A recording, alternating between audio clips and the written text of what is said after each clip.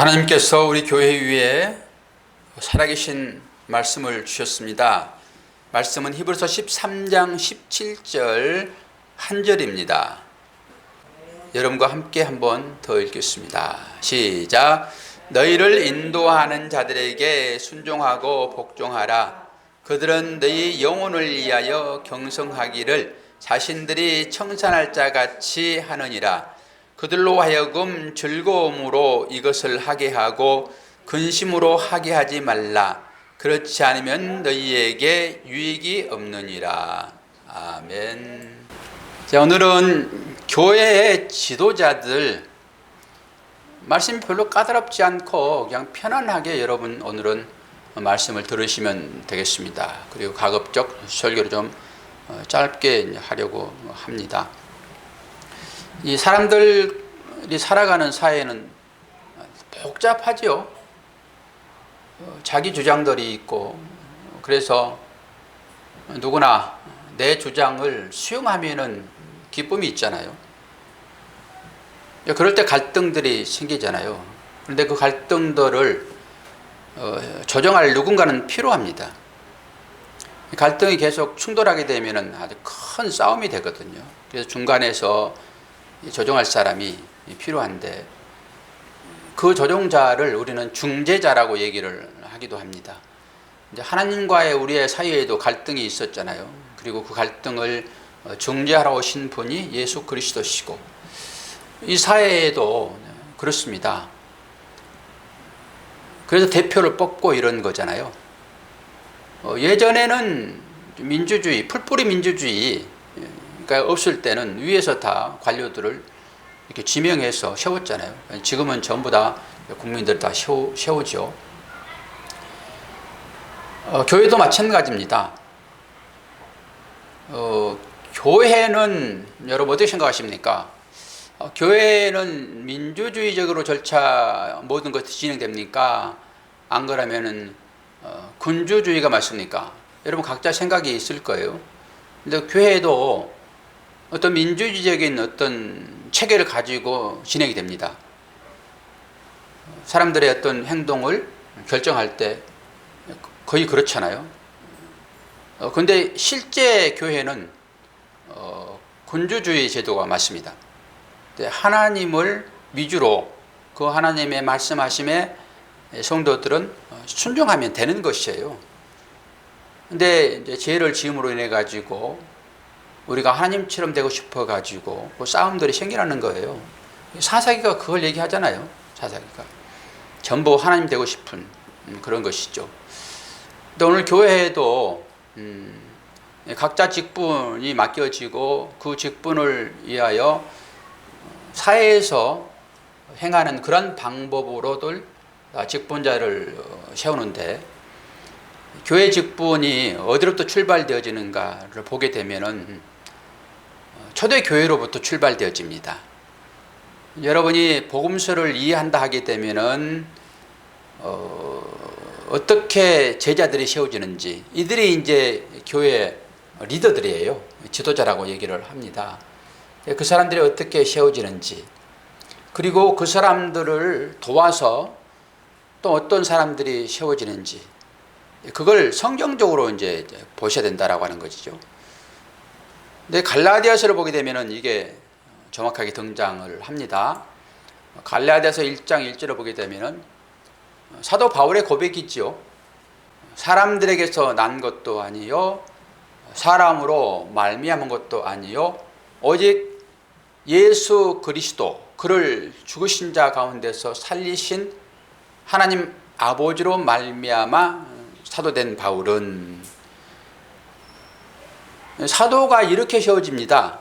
사도 이전에 이제 직제자가 있었죠. 직제자는 12명으로 세워지잖아요. 이 사람들은 직접 주님이 세우잖아요. 불러다가. 근데 사도 바울은 좀 독특한 방법으로 세워지잖아요. 그런데도 불구하고 사도 바울은 그들과 나는 전혀 다르지 않다, 이렇게 얘기를 해요. 주님께서 직접 이제 부르셔서 세웠다라고 하는 것입니다. 그리고 이들에게는 초대교회에 많은 역사들이 나타나잖아요. 병 고치는 역사가 막 나타나잖아요. 주님도 제자들 둘씩 보내잖아요. 70인도 보내기도 하고 둘씩 보내기도 하고, 그럴 때 주님으로부터 특별한 능력을 그들이 이제 부여받습니다.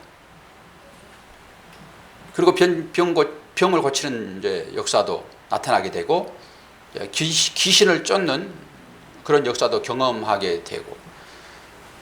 왜 그때 하나님께서 주님이 그들에게 그런 능력을 주셨는가? 그리고 그 능력이 오늘 이 현실 가운데도 그대로 전해지고 있는가? 이걸 오늘 좀 이제 보셔야 되는데요. 실제적으로 성경이 쓰여지기 전, 그때 이 제자들이 활동했잖아요. 그리고 그 제자들의 사역이 성경으로 쓰여져서 이제 신약이라고 하는 정경이 이제 완성이 됐죠. 그래서 사도행전을 보게 되면은 이제 정경이 다 완성되어지므로 다시 예언자를 보낼 필요가 없다라고 하나님께서 말씀하십니다.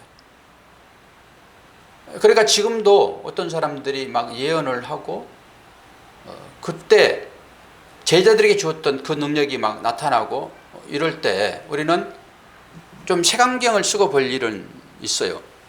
성령님께서 하시는 일에 대하여 우리가 이거 아닙니다, 그럴 수는 없는 것이라서 조심스럽기는 하지만은, 그때 당시에 제자들에게 주신 능력이 오늘도 성경이 다 완성되고 예언은 다 이제 끝났고 한 그 상황 가운데서도 또 예언을 한다든지 내지는 특별한 어떤 역사가 오직 그때 당시 주어진 그 권능, 그 주님의 사랑이 오늘 우리에게 주어져 있다라고 생각하게 되면 오류를 범하게 됩니다.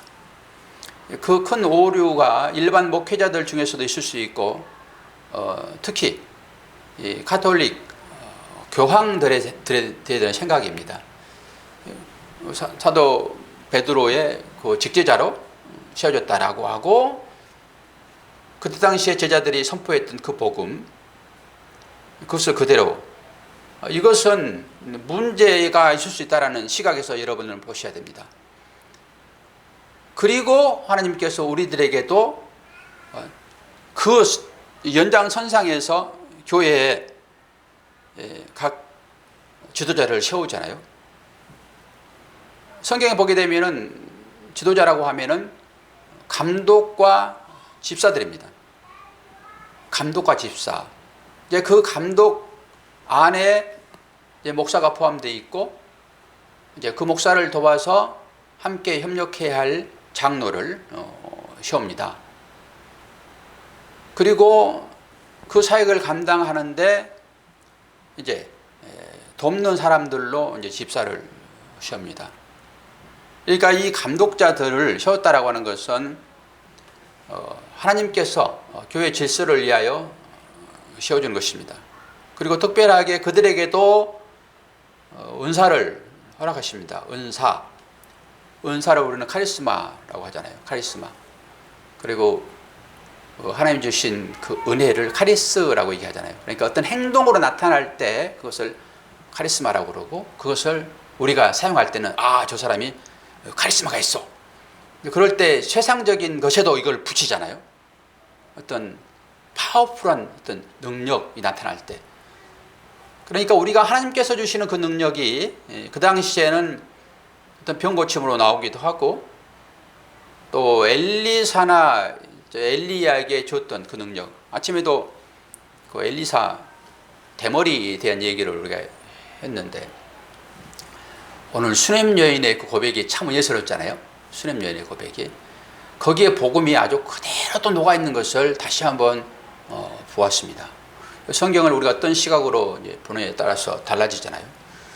그리고 구약에도 하나님께서 모세를 세우시잖아요. 그리고 모세뿐만 아니라 여호수아를 세우고, 그래서 이스라엘 백성들을 이끌지요. 족장사를 보게 되면 거의 개인적인 어떤 것이에요. 개인적인. 그리고 확대돼 봐야 가족이죠. 가족. 그렇게 세우지만은 이제 모세부터는 다릅니다. 그것은 일대 다수를 향한 어떤 리더를 세우는 거예요. 그래서 모세가 이스라엘 백성들을 출애굽에서 인도하잖아요. 그때 모세는 하나님 직접 세우는 하나님의 종이었습니다. 그리고 그 뒤 바톤을 받아서 여호수아가 세워지잖아요. 그때는 그런 방법으로 세웠다고요.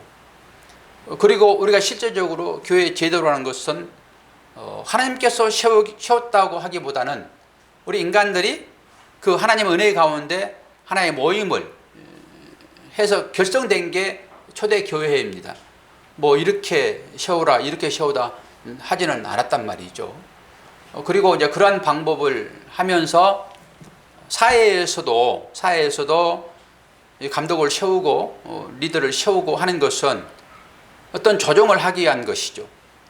그리고 그들에게 그 일을 맡기실 때 하나님은 특별하게 초대교회에 주었던 그 똑같이 은혜를 똑같이 막 능력을 줬다라기보다는 그 힘과 그 능력을 그들에게도 공급하신다라고 하는 거잖아요. 이렇게 볼 수 있습니다. 제가 강단에서 여러분들에게 하나님의 말씀을 선포한다고 얘기를 하잖아요. 그러면은 여러분이 생각할 때 제가 이렇게 선포하는 이 말씀이 예수님께서 말씀하시는 그 말씀의 능력으로 나오는 하나님의 말씀일까요? 어떻게 생각하십니까? 그건 아니겠죠. 예수님 자체는 하나님의 말씀이잖아요. 그런데 목사가 전하는 그것이 그 본질적인 하나님의 말씀은 아니에요. 목사의 얘기인 것이죠. 근데 우리는 이것을 하나님의 말씀으로 받잖아요. 왜 그렇습니까? 목사가 그 전하는 그 말에 하나님께서 힘을 실으기 때문에 그래요. 힘을. 그리고 그런 방법으로 하나님은 일을 하시죠. 그렇기 때문에 중요합니다.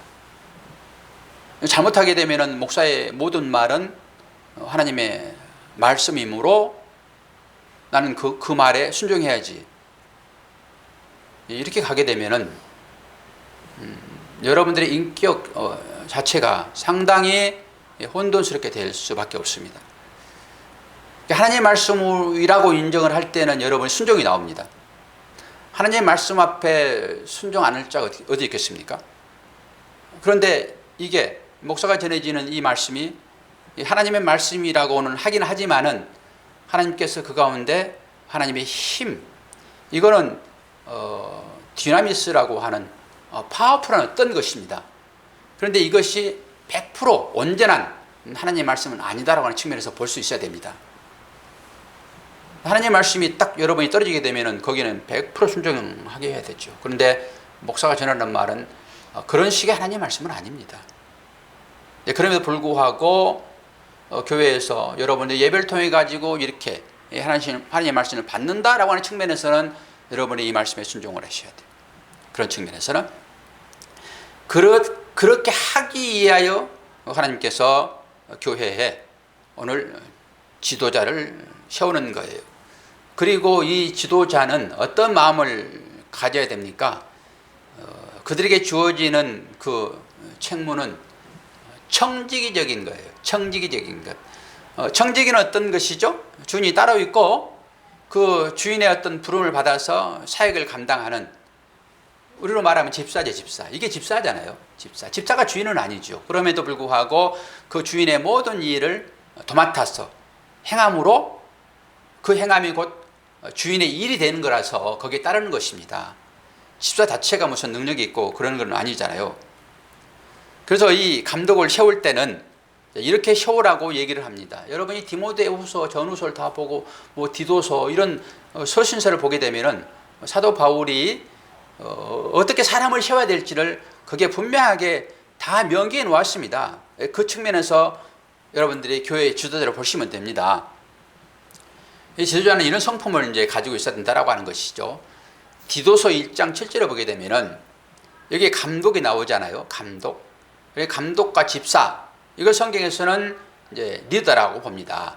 감독은 하나님의 청지기로서 책망할 것이 없고 제 고집대로 하지 아니하며 급히 분내지 아니하며 술을 즐기지 아니하며 구타하지 아니하며 더러운 이득을 탐하지 않는 자를 감독으로 세웁니다. 여기서 감독은 지금으로 보게 되면은 목회자를 생각하시면 돼요. 목회자. 집사는 이제 그 목회자를 돕는 그런 사람으로 세워지는 것이죠. 여기 보십시오. 어떤 느낌이 있습니까? 청직이죠. 청직이. 그리고 책망할 것이 없습니다. 자기의 고집대로 하지 않습니다. 급하게 분내지 않습니다. 술을 즐기지 않습니다. 폭력을 쓰지 않습니다. 그리고 더러운 이득을 탐하지 않습니다. 이런 사람이 감독의 자격이에요. 감독의 자격. 그러면 수많은 감독들이 지금 세워져서 오늘 또 11시에 하나님의 말씀을 가지고 막 설교하고 있잖아요. 그럼 이 말씀에 비춰보게 되면은 자격이 됩니까? 여기에 다 걸리죠. 여기에 다. 그럼 어떻게 되는 거예요, 이게? 그 진정한 자격을 갖춘 사람이라 하게 되면은 여기에 합당해야 됩니다. 그러니까 여기에 합당하지 않으면은 시험을 안 됩니다. 교회 질서가. 그럼에도 불구하고 제가 이렇게 세워져 가지고 목사로 하나님의 말씀을 대언한다고 여기에 세워지잖아요. 그러니까 이러한 마음이 그 가운데 있는가라고 하는 거예요. 하나님 앞에서 어떻게 이렇게 부족한, 어떻게 저한테 책망할 것이 없겠습니까? 고집하면 또 한 고집 제가 하잖아요. 여러분도 전부 한 고집씩 하시잖아요. 한 고집씩. 그리고 술을 즐기지 않습니다. 즐긴다고 얘기를 하니까 나는 즐기지는 않나? 가끔 한 잔씩 합니다. 이렇게 이제 변명을 이제 하려고 하죠. 술 먹는다는 자체가 즐기기 때문에 먹지, 안 즐기면 왜 먹습니까? 그게 독약이라고 하면 여러분 드시겠습니까? 그리고 구타하지 않는다. 이게 꼭 폭력을 행사해야지만이 구타입니까?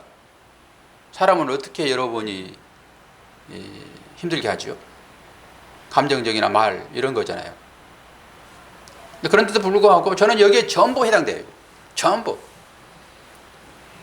여기 서 있다라고 하는 것은 하나님의 은혜가 아니면 여기에 서 있을 수 없습니다. 그럼에도 불구하고 하나님께서 불러주셨기 때문에 이 일을 제가 이제 하고 있는데요. 이 청지기는 이제 교회로 세워졌다 하게 되면 가정에서는 또 어떻게 합니까? 이 가정도 다스려야 할 책임이 이제 있잖아요. 청지기라고 하게 되면은 가정에서도 질서가 있는 것이니까. 그런데 가정에서 무슨 일을 하지요? 힘 있다 해가지고 모든 사람들을 수하에 놓고 자기 마음대로 주장하면 안 된다라고 하는 거잖아요. 이게 고집이잖아요, 고집. 그리고 리더로 세워졌다, 지도자로 세워졌다 라고 하게 되면은 그 가족들이 필요한 것을 채워줘야 하는, 공급해야 하는 그런 책임이 이제 그한테 있다라고 하는 이 인식이 우리한테 필요합니다. 우리 각 교회, 즉 개교회라고 할 수 있는데 목회자가 서 있는 위치가 이와 비슷합니다. 그래서 마태복음 24장을 보게 되면 또 이런 말씀이 주어지고 있는데요. 마태복음 24장 45절 46절 보게 되면 충성되고 지혜 있는 종이 되어 주인에게 그 집사람을 맡아 때를 따라 양식을 나눠줄 자가 누구냐. 주인이 올 때에 그 종이 이렇게 하는 것을 보면 그 종이 복이 있으리로다. 우리 샤워하는 교회 성도님들은 이런 말씀의 의미를 조금 한 발자국 더 들어가서 영적으로 해석할 능력들이 여러분들한테 있습니다. 단순하게 때를 따라 양식을 나눠줄 자가 누구냐라고 했을 때 여러분 또 이렇게 말하게 되면은 양식 나눠주려고 여러분 쌀팔로 가고 이렇게 이제 생각할 수 있잖아요.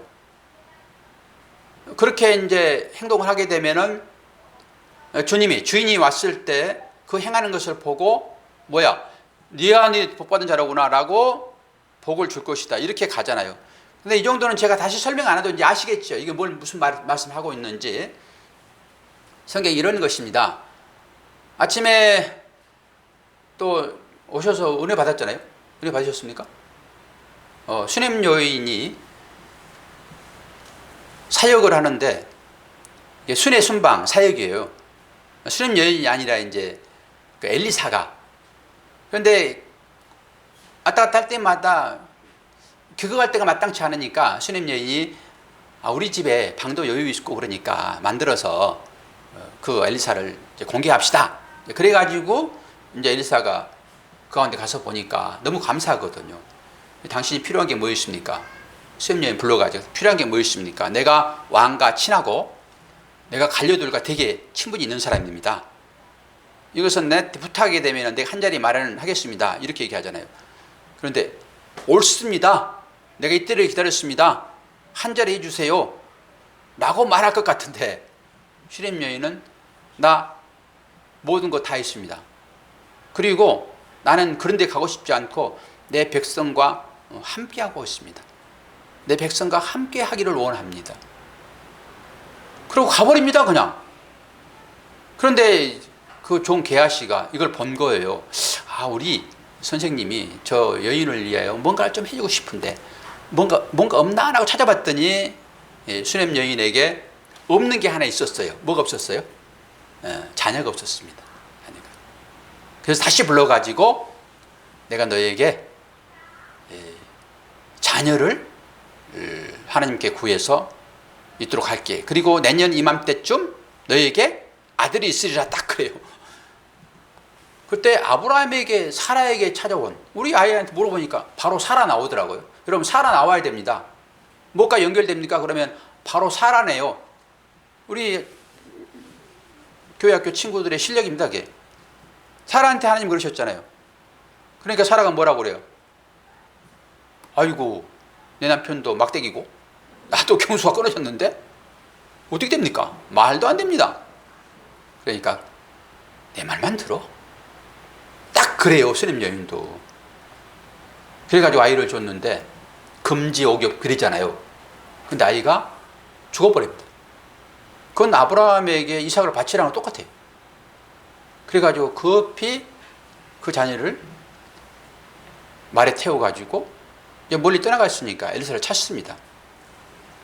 그런데 엘리사가 그 상황을 보고 마침 또 엘리사가 치료하는 과정 중에서 어떤 거예요. 엘리사가 한 70km 이상 나갔을 거예요. 70km 기본적으로 나가잖아요. 그런데 애기 꼬맹이 그 놓여놓는 그 꼬맹이 위에 이렇게 자기 몸을 포깁니다. 자기 몸을. 그래가지고 눈을 맞추고 입을 맞추고 손을 맞추고 이렇게 하고 또 나왔다가 거닐다가 또다시 똑같은 행동을 합니다. 그랬더니 아이가 7번 기침을 하더니 딱 일어납니다. 그래서 네 아버지하고 가가지고 이거 묵상해서 다시 와라. 여러분 단순히 그냥 기적사건을 보지 마시고요. 아니 그거 기도하고 그냥 해주면 되잖아요. 근데 그 무거운 몸집을 살아나다가 죽겠네. 그러지 않겠습니까? 그런데 왜 눈 맞추고 입 맞추고 손을 맞춰요? 여러분 신약성경에 보게 되면은 성도들 간에 처음 만날 때 서로 뭐 하라고 그래요? 입 맞추고 인사하라고 그러잖아요. 그래서 성경을 여러분들이 문자적으로 보게 되면은 여러분 만나면 전부 입 맞춰야 되는 거예요. 김수사님하고 저게 입 맞춰야 되는 거예요. 형제하고 입 맞춰야 돼요. 다 형제이다는 거예요. 다. 이럴 수는 없지만은 문자로 보게 되면 여러분 그래야 돼. 그럼 코로나 때 어떻게 되는 거예요 이게? 말도 안 되는 거잖아요. 그러니까 그렇게 보지 마시라는 거예요. 그것도 똑같이 보시라는 거죠. 구약 사건도. 여러분 다 숙제를 드립니다. 우리 아이에게도 숙제를 줬듯이 여러분 다음 주에 숙제를 해오시면은 제가 소고기 김밥을 준비해 가지고 드리도록 하겠습니다.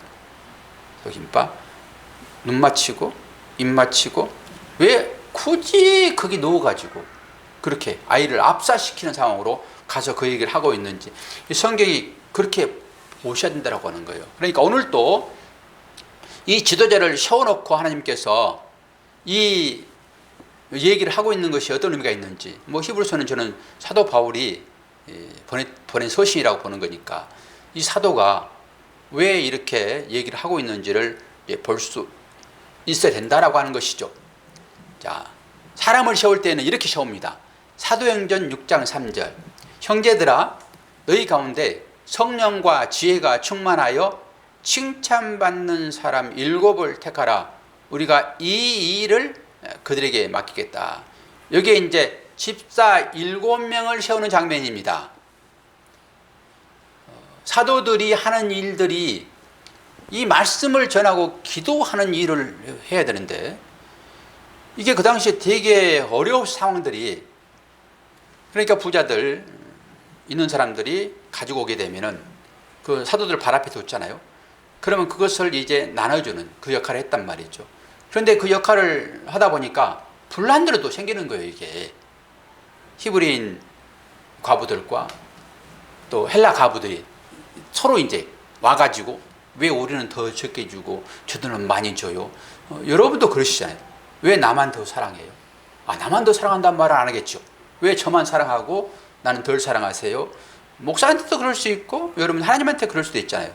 이런 싸움이 생기다 보니까 이 조종자의 역할을 해야 되는데, 야, 이게 큰일 나겠다. 이게 우리가 하는 일은 기도와 말씀 전한 것이 제자들의 사역인데, 일상적인 이런 일들을 우리가 해가지고 우리가 중점적으로 해야 할 그 일들을 우리가 못하게 되었구나. 그러면서 돕는 헬퍼로 집사를 세우는 것입니다. 그런데 집사를 세울 때 어떻게 세웁니까? 성령과 지혜가 충만한 사람이어야 돼요. 바보를 세우지 않습니다, 여러분. 바보를. 하나님께 구하고 그로부터 인정을 받는 그런 사람을 세워서 하나님의 일을 대신합니다. 그런데 이 사람들이 그 세우심을 받고 이 인도자로 시험을 받게 되면은, 그들이 초반에 말씀드렸듯이 가정을 세워 나갈 때 거기에 주는 그 리더, 그들이 가정을 함부로 막 못하잖아요. 그렇듯이 교회도 마찬가지입니다. 그렇게 리더가 마음대로 할 권한이 없다라고 하는 거예요. 그럼에도 불구하고 그리스도께서 지정해 주신 그 한계 내에서 우리는 일을 할 수 있고, 그리고 그 일을 하는 그 지도자들에게 그 회중들은 순종할 필요가 있다라고 하는 그런 한도 내에서. 존 브라운이 이런 얘기를 했는데, 이걸 한번 제가 읽어 드릴게요. 교회 내에서 직분을 가지고 있는 사람은 자기 구주께서 자기들에게 부여하신 직분보다 더 높은 권위의 직분을 가지고 있는 사람들을 시기해서도 안 되고, 더 낮은 권위의 계층에 있는 사람들을 무시해서도 안 된다. 또한 교회의 지체들은 그리스도께서 결코 세우지 아니한 폭군에게 비열하게 복종하는 일을 해서도 안 된다. 그렇게 하여 주님께서 지정하신 정부를 무법하게 거스르는 일도 해서는 안 된다. 그 점은 동등한 중요성을 가진다. 이건 제가 자막 떼어가지고 설교에 올려놓겠습니다. 한번 잘 보시기를 바랍니다. 제가 설교를 하면서도 이 말씀을 여러분들에게 하는 것이 못내 흔쾌하지는 않습니다. 어떤 말씀이 주어져 있죠? 너희들은 인도하는 자들에게 순종하라라고 하는 거예요. 오늘 말씀이 주제잖아요. 지도자에게 순종하라. 근데 하나님께서 저를 이 교회에 이제 지도자로 세웠기 때문에, 여러분 저한테 순종하십시오. 이 말이 얼마나 이게 낯간지러운 소리인지 아십니까? 저는 그렇게 말하지는 않습니다.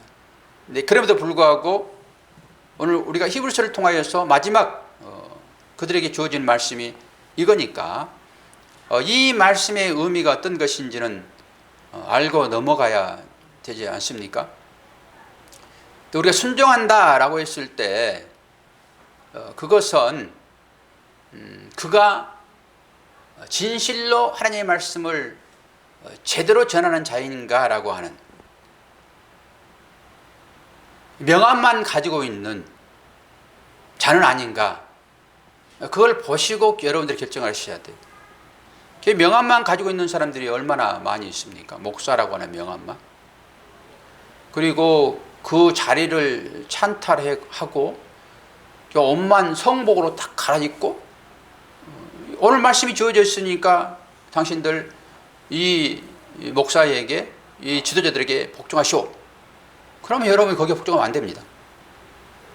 그리고 여기에 지도자라고 하는 이 의미는 목사들만을 얘기하는 것이 아니라 목사와 함께 교회에서 세워지는 모든 직분들이에요. 모든 직분들. 거기에는 우리가 우리는 장로교회니까 그 장로, 그리고 감리교회에서는 감독이죠, 감독. 그리고 성경에도 우리가 봤지만 하나님의 교회라는 말도 나오잖아요. 근데 이단들이 다 써버렸어요, 그런 것들을. 하나님의 교회 하게 되면 성경에 있는 얘기잖아요. 그게 하나님의 교회거든요. 그건 이단들이 다 쓰는 거예요. 그러니까 우리가 여호와의 증인들이잖아요. 그런데 이단들이 다 그걸 쓰고 있어서 우리가 그걸 쓰게 되면은 다른 생각을 또 갖게 돼서, 그래서 감독이란 말도 이제 그런 의미로 생겨나는 것이죠. 지도자에게 순종하라 그러면 여러분들은 아니, 목사에게만 순종하라 그렇게 말을 들을 수 있으나 교회에서 택하여 세운, 그리고 그것은 목사라는 이것은 교회에서 세운 건 아니에요. 목사는 교회에서 세운 거 아닙니다. 어디에서 세울까요? 속해 있는 종파에서 세웁니다, 목사는. 그리고 그 목사가 교회에 파송되어지는 거예요. 그래서 가톨릭은 순회하잖아요, 순회. 거기 있지 않고. 가톨릭을 누가 개척했다고 그럽니까? 우리 기독교만 개척을 하는 거죠. 그러나 개척 목사라 하더라도 그 목사의 신분은 노예 소속입니다. 총회 소속이 아니고 노예 소속이에요, 노예 소속. 그래서 여기에 이제 파송된 거잖아요.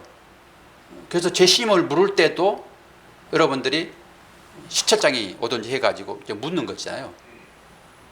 그러나 목사를 제외하고 나머지는 전부 다 여러분들이 투표하여 세웁니다.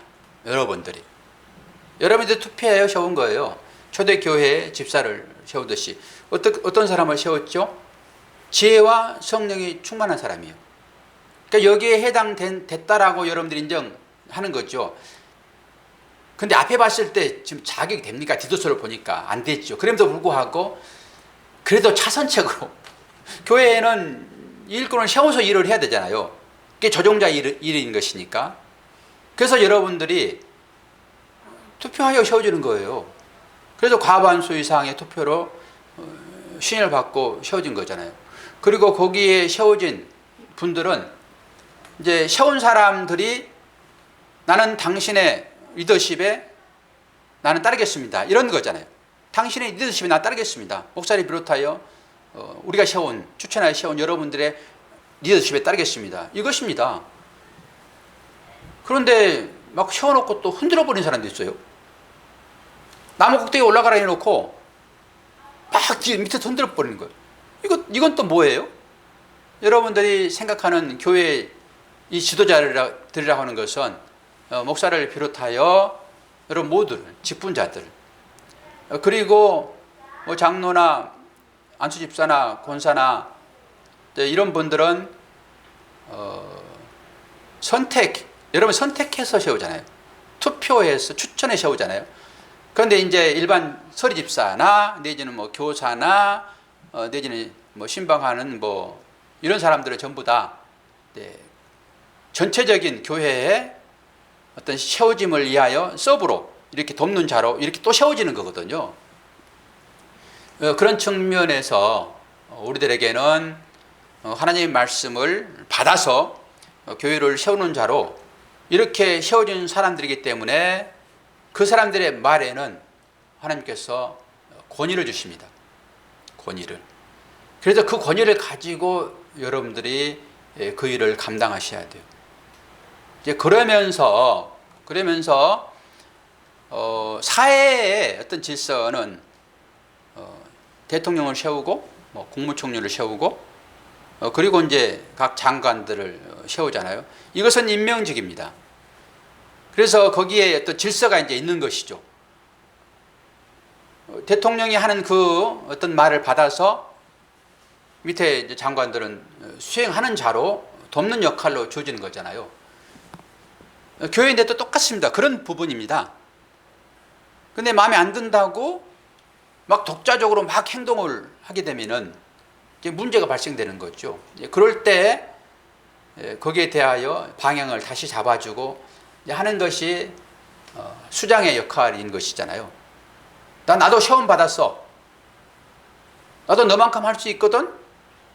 이렇게 하여 모세와 아론의 그 지위를 가지고 대항했던 사람들이 누구예요? 고라 자손들 아닙니까?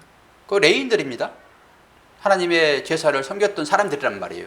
왜 너만 그렇게 울타할 수 있어? 이렇게 한 것에 대하여 하나님 분명하게 질서를 잡아나간 것이죠. 근데 뭐 주의 종이라고 해가지고만 하나님께서 그렇게 한 것이 아니라 질서 차원에서 교회를 세워나가기 위한 것으로서 그것을 하나님께서 주시는 것이지, 특별하게 그 사명이 귀해서 하나님께서 그를 그렇게 쓰진 않는단 말입니다. 제가 이런 말씀을 드리면서도 제가 했던 얘기들이 많이 있잖아요. 목회자라고 하는 것은 여러분들을 교육시키는 가정교사로 하나님께서 부르셨다. 가정교사가 더 뭐 크고 작고 하는 의미를 떠나지만은 누구를 하나님께서 귀하게 여기시겠는가?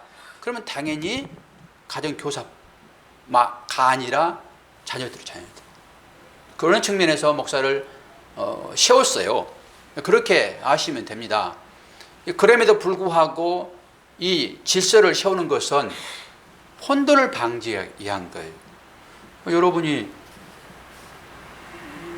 제 말에 동의하지 않고 하는 그 일들이 못마땅하게 되면 어떻게 해요? 아이고, 당신 내려오시오, 내려와. 내가 차라리 설교한 게 훨씬 낫겠습니다. 여러분, 추워라도 그런 생각하시면 안 됩니다. 교회의 질서이기 때문에 혹시 그러면 그런 생각이 들게 되면 나보다 더 기도하라고 하나님께서 저 목사를 또 실수하게 만드는구나, 이렇게 생각을 하셔야지. 그렇지 않고 하게 되면 큰일 납니다. 왜 그러죠? 지난번에 엘리사가 대머리잖아요. 대머리는 세상 가운데서 늘 저런 거 봤잖아요. 그러니까 어떻게 해서든 이걸 감추려고 가발 사업이 유행하는 것입니다. 그 조롱했더니 어떻게 돼요? 암콤이 두 마리 나와가지고 그 조롱한 사람을 다, 그러면서 권위를 주시는 하나님이란 제목으로 달아가지고 설교를 제가 이제 했는데, 그런 거라니까요. 이 어떤 자에게 이 막대기가 주어졌어요. 이 막대기는 양을 치라고 주어진 것입니다. 칠 때 두들겨 패서 병신 만들어 주는 것이 아니라, 이것은 나쁜 이리들, 나쁜 짐승들이 그 양을 해코지 할 때 그걸 막으라고 준 거예요, 이거. 이 막대기를. 그런데 양이 완전히 보기에는 저게 내 양 같았는데 가만히 보니까 탈을 쏘고 있는 것 같아요. 딱 보기에. 그러면 이 막대기를 쥐고 있는 이 막대기가 어디로 향할까요? 이렇다니까요. 그래서 여러분 조심하셔야 돼요. 그런 부분들은. 이게 영적인 질서라고 저는 봅니다. 그러니까 교회에서 물론 그 참 선지자의 옷을 찬탈했다라고 하는 것은 자리를 뺏었다라고 하는 그런 의미인 것이잖아요. 그런 것에는 여러분들이 강하게 저항을 하셔야 되죠. 그럼에도 불구하고 거기에 여러분들이 순종한다 하게 되면 이건 아주 잘못된 것입니다. 그렇지 않는데 내 마음에 조금 협조하지 않다라는 의미로 여러분들이 그 세운 질서에 대하여 저항하게 되면은 제가 그것을 몇 번 목격을 해서, 그것이 옳다라고 하는 건 아니잖아요. 그럼에도 불구하고 목격을 해서 왜 하나님께서는 저런 식으로 일을 하시나, 이런 생각도 해봤거든요. 이건 성경에서 나와 있는데요. 모세에게 하나님께서 명령하시잖아요. 첫 번째는 바위를 쳐서 네가 물을 내라. 두 번째는 어떻게 해서 물을 내라고 그러죠? 백성들이 원망했을 때 그건 원망입니다. 너희가 우리를 편안히 먹고 살 수 있는 곳에서 이 광야로 불러내가지고 목말라 죽게 하느냐, 이렇게 막 대항을 하니까 하나님께서 모세에게 야야 너 그러지 말고 이 지팡이 줬잖아요. 지팡이로 반석을 쳐서 물을 내게 해라. 그 반석을 쳤다라고 하는 것은 예수 그리스도를 죽여서 살려내라, 이런 의미가 거기에 담겨 있습니다. 아니 왜 반석을 칩니까? 어렵게 그냥 땅을 꽝 치면 물 나올 것이다. 훨씬 물이 빨리 나오지. 근데 반석을 치라고 그러잖아요. 그냥 반석이 갈라지면서 물이 나오잖아요. 두 번째는 어떻게 했습니까? 두 번째 어떻게 물을 내라고 했습니까? 박사님 새벽에 요즘 어디 나가요? 새벽에? 토요일날도 쉬지, 주일날도 안 가지. 그러니까 새벽에 정신 바짝 차리고 이제 예배 충실하셔야 돼. 그 아까운 시간을 다른 걸 쓰면 안 돼요. 박 집사님이 이 직업을 바꿨잖아요. 직업을. 근데 많이 힘들기는 하겠지만은 저는 아주 직업을 하나님께서 잘 주셨다라고 생각을 해요. 그것은 그 나머지 시간을 가지고 하나님을 위하여 일하라, 저는 그렇게 받아들입니다. 그런데 그걸 자기의 육신의 욕망을 채우는 곳으로 가게 되면은 하나님께서 내가 좀 잘못 생각했나? 그럴 수 있단 말이에요. 그런 하나님 사인을 잘 보셔야 돼요. 그때도 명하여 물을 내라 그러거든요. 명하여 물을 내라. 그러면 그대로 순종해야 되거든요. 그리고 그런데 어떻게 모세가 바위를 치잖아요. 그럼 물 안 나야 맞아요. 물 안 나야 맞습니다. 아, 너 명하라고 했는데 바위를 치니 정신 차려 다시 명해봐. 그럴 텐데 하나님께서는 바위를 치는데 그 실수를 그대로 응답해 버립니다. 그리고 그 실수의 대가로 가나안 땅을 못 들어갑니다. 번복으로 삼는 거예요. 그게 번복으로 많은 의미가 거기 함축되어 있습니다. 하나님은 그렇게 역사한다니까요. 그러니까 이 주의 종이 가지고 있는 이 능력을 그렇게 사용할 수 있단 말이에요. 그러면 양만 아파요. 양만. 저는 이게 오늘 우리에게 주는 히브리서 13장이 우리에게 주는 교훈이라고 봅니다. 그러니까 이 목회자를 포함하여 교회에 세워진 직분자들이라고 얘기하지만은 그래도 그 질서 가운데서 여러분 리더가 있잖아요. 리더가. 그건 이제 목회자라고 보는 것이니까 목회자가 하나님 말씀을 여러분들이 판단하셨을 때 야, 제대로 전한다. 그럼 여러분 그 말씀에 순종해야 됩니다. 그런데 이런 말씀을 요구하지요. 성도들은 어떤 말씀을 요구합니까? 순한 말을 요구합니다. 순한 말이 여러분들한테 되게 좋잖아요. 순한 말. 순한 말을 다른 식으로 얘기하게 되면은 도덕과 윤리적인 설교입니다. 그게 순한 말입니다. 그러니까 순한 말을 하고 그냥 말아버리는 거예요. 이럴 때 여러분들은 저항을 하셔야 돼요. 저항을. 그런데 오히려 어떤 말씀이 주어질 때 저항을 하죠. 그러니까 말씀을 반대로 하고 듣고 한다니까. 이 시대가 그렇습니다. 이 시대가. 하나님의 말씀은 이런 거예요. 이 말씀 하나 띄워드리고 이제 말씀을 마칠 거예요. 요거 먼저 마지막 말씀 띄워지기 전에 요한복음 13장 20절 내가 진실로 너에게 이르노니 내가 보낸 자를 영접하는 자는 나를 영접하는 것이요 나를 영접하는 자를 보내신 이를 영접하는 것이니라. 어떤 것이죠? 여기 예수 그리스도가 등장하겠지만은 내가 보낸 자를 여러분들의 교회 리더로 생각한다 하게 되면은 여러분 이 사람을 영접하셔야 돼요. 그러면 이 사람을 영접하는 것이 곧 누구를 영접하는 것이 됩니까? 하나님을 영접하는. 그러니까 하나님께서 보내신 자를 영접하게 되면은 그 자체가 곧 하나님을 영접하는 거라고 보셔야 돼요. 이게 교회의 질서입니다. 그리고 이제 이 말씀이에요. 이 말씀. 이게 이제 복음입니다. 참 복음. 이것은 이제 믿음의 아들로 생각했던 사도 바울이 디모데에게 주어진 말씀이에요. 디모데후서 4장 2절 말씀. 너는 말씀을 전파하라. 때를 어떤지 못 어떤지 항상 힘쓰라. 범사에 오래 참음과 가르침으로 경책하며 경계하며 권하라. 여기서 말씀을 전파하라고 그러잖아요. 말씀을 전파하라. 제가 여러분들에게 이제 말씀을 전파하고 있는 거잖아요. 이게 전도입니다. 전도. 때를 어떤지 못 어떤지 그럴 때 이거 잘못 사용하게 되면은 어떻게 되죠? 아무 때나 가가지고 막 복음을 전하는 곳으로 여러분 가게 되어 있거든요. 그런데 이 때를 어떤지 못 어떤지 이 말씀은 항상 말씀을 준비하고 있어라 이런 얘기예요. 항상 복음을 전할 준비를 하고 있어라. 그리고 그건 뭐예요? 네가 전할 복음이 진짜 복음인 것을 네가 알고 있어라. 그냥 준비도 안 된 상황에서 전하게 되면 그건 복음이 아니란 말이죠. 이 복음은 뭐예요? 예수 그리스도의 그 삶이에요. 예수의 삶을 전해라 이런 거잖아요. 예수의 삶을 반듯하게 전해라. 이게 때를 어떤지 못 어떤지 그 얘기예요.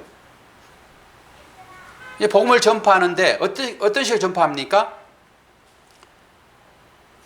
범사의 오래 참음과 이게 필요해요. 오래 참음과 가르침으로 가르쳐야 됩니다. 어떻게 하라고요? 경책하라. 뒤에 제가 이제 해석해놨죠. 경책은 폭로. 제가 지금 여러분들을 경책하고 있는 것입니다. 여러분들 잘못을 지금 폭로하고 있는 거예요.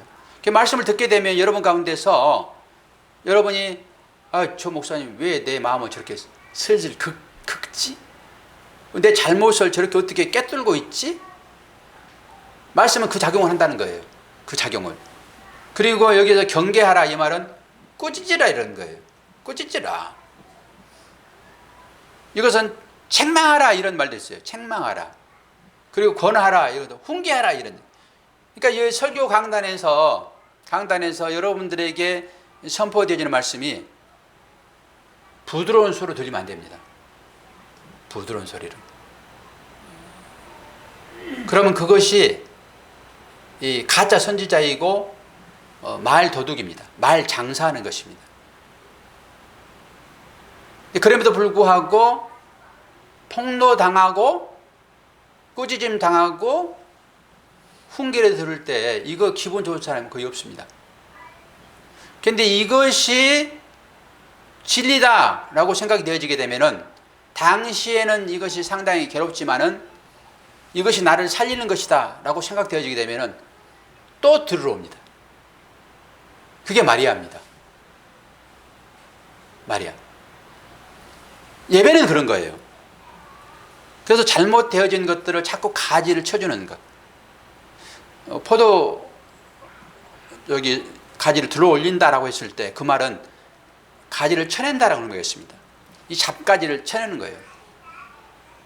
여러분 포도 농사를 짓게 되면은 그냥 다 많이 열릴 것을 생각하고 그냥 하나도 안 쳐내게 되면은 여러분 몹쓸 열매만 있습니다. 그러니까 제대로 아는 사람은 쓰리지만은 그거 쳐냅니다. 그러니까 여러분의 삶 가운데도 나 이거 없으면은 이거 큰일 날 수 있는데 그런데 이것 때문에 여러분 열매를 못 맺습니다. 이걸 여러분들이 과감하게 잘라내야 되는 거예요. 그래서 예수께로 나간다, 영문 밖으로 나간다 했을 때 그리스도께로 가는 것인데 그게 뭐라고 그랬죠? 주님과의 교제를 방해하는 것들을 버리고 끊어내는 거죠.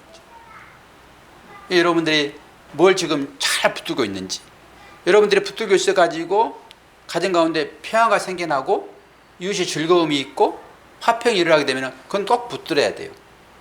그런데 혹시나 내가 붙들고 있는 그것 때문에 옆에 사람에 찔리고 옆 사람 기분이 나빠지고 마음이 상해지고 한 것은 어떻게 하라고요? 잘라내야 한다고. 근데 그게 자존심이에요. 자존심. 여러분 자존심 때문에 싸웁니다. 본때를 한번 보여주고 버릇을 때려잡아야지. 이런 것이 문제가 됩니다. 이런 것이. 그런데 다 그 과정을 거쳐요. 그 과정을 거치지 않는 사람들은 이게 모르니까 그 과정을 다 지나는 거예요. 근데 이제 제가 서열로 보게 되면 교회에서 나이 순으로 보게 되면 세 번째잖아요. 서열로 보게 되면 이제 다 형님들 다 계시지만은 그래도 뭐 65세 이상 되면 다 친구예요. 이제 거의 비슷비슷해요.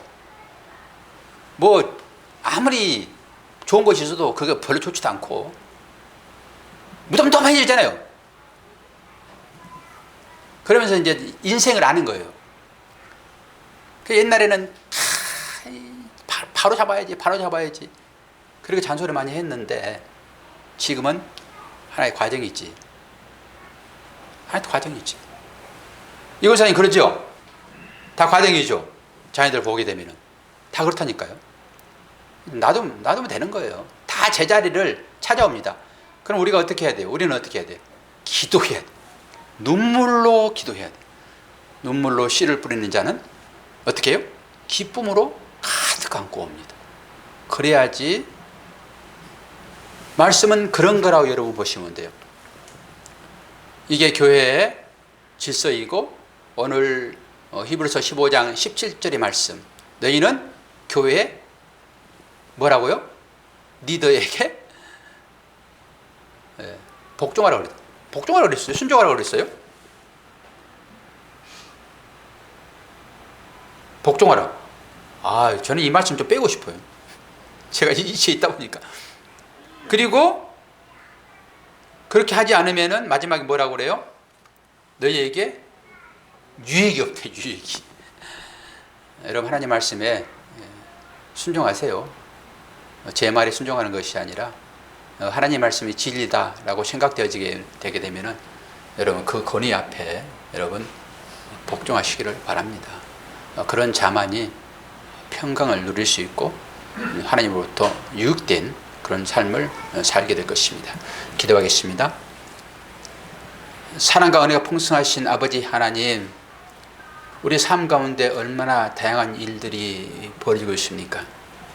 우리 스스로는 조종할 수 없는 미련한 사람들이오니 오직 주님이 우리의 지도자가 되시어서 말씀하실 때에 그 말씀에 순종하는 자로 살기를 원합니다.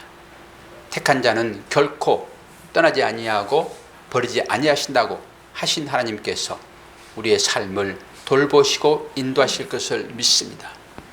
오늘 또 그렇게 예배 자리에 참석하기를 소망하지만은 육체 가운데 연약함 때문에 잠을 이루지 못한 하나님의 자녀들이 있습니다. 아버지, 차라리 건강해서 멀리 놀러 갔으면 좋겠습니다. 하나님께 나오고 싶은데 그렇지 못하고 가정에서 예배하는 하나님 자녀들의 그 아픔을 기억하시고 안수하여 치료하여 주심으로 주께 나와 예배하는 복된 자녀로서 살기를 원합니다. 또한 여러 가지 형편과 처지 때문에 주 앞에 나오지 못하는 하나님의 자녀들에게도 은혜를 더하시사 예배하면서 성도와 교제함이 얼마나 큰 축복인지 은혜인지 알도록 도우시고 모든 성도님들의 형편을 하나님께서 일일이 간섭하여 주시어서 질서대로 움직일 수 있도록 아버지 도와주시고 힘들고 어렵지만은 잘 이겨낼 수 있도록 축복하여 주옵소서. 오랜만에 교회에 참여하여 tuk송한 고은주 성도님과 아버지 하나님 노일 성도님을 축복합니다. 어디에 있든지 간에 그들의 사역을 통하여서 생명들이 말씀으로 살아나게 도와주시고 그들뿐만 아니라 본인의 삶 가운데도 하나님의 은혜가 넘쳐날 수 있도록 인도하여 주옵소서. 예수 그리스도 이름으로 기도하옵나이다. 아멘.